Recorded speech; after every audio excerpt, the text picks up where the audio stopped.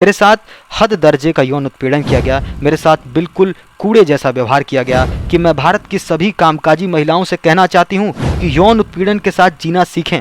यह हमारे जीवन का सत्य है। यदि कोई महिला सोचती है कि आप सिस्टम के खिलाफ लड़ेंगे तो मैं आपको बता दूं, मैं ऐसा नहीं कर सकी और मैं जज हूं। एक महिला जज को अपने ही यौन उत्पीड़न के खिलाफ न्याय के लिए दर दर की ठोकरें खानी पड़ रही है, न्याय की भीख मांगनी पड़ रही है। जिस राज्य और देश में महिला जज ही सुरक्षित नहीं है, वहां सुरक्षा की क्या बात की जाए। जी हाँ, यूपी के बांदा में तैनात एक महिला जज जिसके साथ बदसलूकी होती है, उसको ही न्याय नहीं मिल रहा। अब उसने सुप्रीम कोर्ट के मुख्य न्यायाधीश सीजेआई चंद्रचूड़ साहब से इच्छा मृत्यु की मांग की है। इसका मतलब समझिए कि वो महिला जज इस कदर टूट गई है कि उसने आत्महत्या का फैसला किया है। उसने एक पत्र के माध्यम से इच्छा मृत्यु की मांग सीजेआई से की, जिसमें उसने अपनी पूरी पीड़ा लिखी कि किस तरीके से उसे दूसरे पुरुष जज से रात को मिलने को कहा जाता था। ये पत्र हम आपको पढ़कर सुनाएंगे, ध्यान से सुनिएगा, तब आपको समझ में आएगा कि एक जज को न्याय के लिए क्या क्या करना पड़ता है, तब भी उसको न्याय नहीं मिल पाता। चलिए आपको पत्र में लिखी हर बात विस्तार से बताते हैं। आपको बता दें, इनका नाम है अर्पिता साहू। ये यूपी के बांदा में सिविल जज के रूप में तैनात हैं। हम आपको पत्र का हिंदी अनुवाद बता रहे हैं।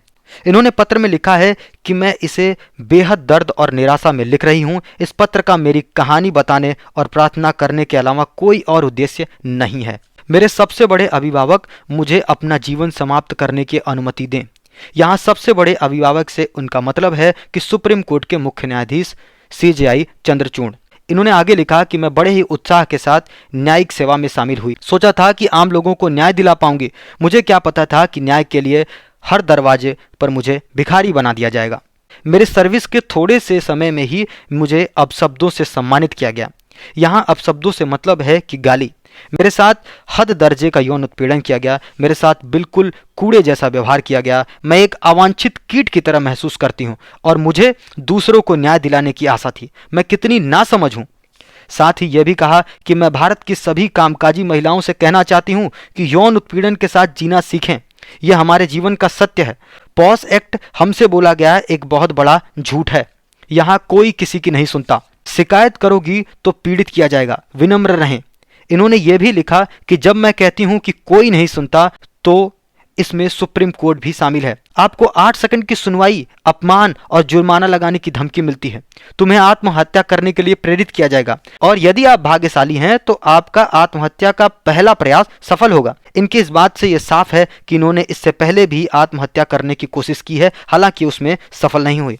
आगे लिखा कि यदि कोई महिला सोचती है कि आप सिस्टम के खिलाफ लड़ेंगे तो मैं आपको बता दूं, मैं ऐसा नहीं कर सकी और मैं जज हूं। न्याय तो दूर, मैं अपने लिए एक निष्पक्ष जांच तक नहीं जुटा सकी। मैं सभी महिलाओं को सलाह देती हूं कि वो खिलौना या निर्जीव वस्तु बनना सीखें। इन्होंने आगे लिखा कि एक विशेष जिला न्यायाधीश और उनके सहयोगियों द्वारा मेरा यौन उत्पीड़न किया गया। मुझे रात में जिला जज से मिलने के लिए कहा गया। मैं 2022 में माननीय मुख्य न्यायाधीश इलाहाबाद और प्रशासनिक न्यायाधीश उच्च न्यायालय के न्यायाधीश से शिकायत की। आज तक कोई कार्रवाई नहीं की गई। किसी ने भी मुझसे यह पूछने की जहमत नहीं उठाई कि क्या हुआ, आप क्यों परेशान हैं। मैं जुलाई 2023 में उच्च न्यायालय की आंतरिक शिकायत समिति से शिकायत की। जांच शुरू करने में ही 6 महीने और 1000 ईमेल लग गए। प्रस्तावित जांच भी एक दिखावा है। पूछताछ में गवाह जिला न्यायाधीश के तत्काल अधीनस्थ है। समिति कैसे गवाहों से अपने बॉस के खिलाफ गवाही देने की उम्मीद करती है, यह मेरी समझ से परे है। यह बहुत ही बुनियादी बात है कि निष्पक्ष जांच के लिए गवाह को प्रतिवादी के प्रशासनिक नियंत्रण में नहीं होना चाहिए। मैंने केवल इतना अनुरोध किया कि जांच लंबित रहने के दौरान जिला न्यायाधीश को स्थानांतरित कर दिया जाए। न्यूनतम प्रार्थना पर भी ध्यान नहीं दिया गया। ऐसा नहीं है कि मैंने जिला जज के तबादले की प्रार्थना यूं ही कर दी थी। माननीय उच्च न्यायालय पहले ही न्यायिक पक्ष में यह निर्देश दे चुका है कि साक्ष्यों के साथ छेड़छाड़ की जा रही है। मुझे उम्मीद नहीं थी कि मेरी शिकायतों और बयानों को मौलिक सत्य के रूप में लिया जाएगा। मैं बस एक निष्पक्ष जांच की कामना करती थी। मैंने सोचा था कि शायद इतनी सौम्य और मौलिक प्रार्थना सुप्रीम कोर्ट सुनेगा। मैंने सोचा था कि सर्वोच्च न्यायालय ऐसी सीधी सौम्य प्रार्थना अवश्य सुनेगा। मुझे क्या पता था मेरी रीट याचिका बिना किसी सुनवाई और मेरी प्रार्थनाओं पर विचार किए बिना 8 सेकंड में ही खारिज कर दी जाएगी।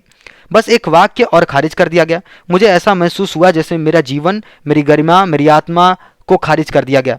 एक व्यक्तिगत अपमान जैसा लगा। जांच अब सभी गवाहों के नियंत्रण में जिला न्यायाधीश के अधीन की जाएगी। हम सभी जानते हैं कि ऐसी जांच का क्या हश्र होता है। जब मैं स्वयं निराश हो जाऊंगी तो दूसरों को क्या न्याय दिलाऊंगी।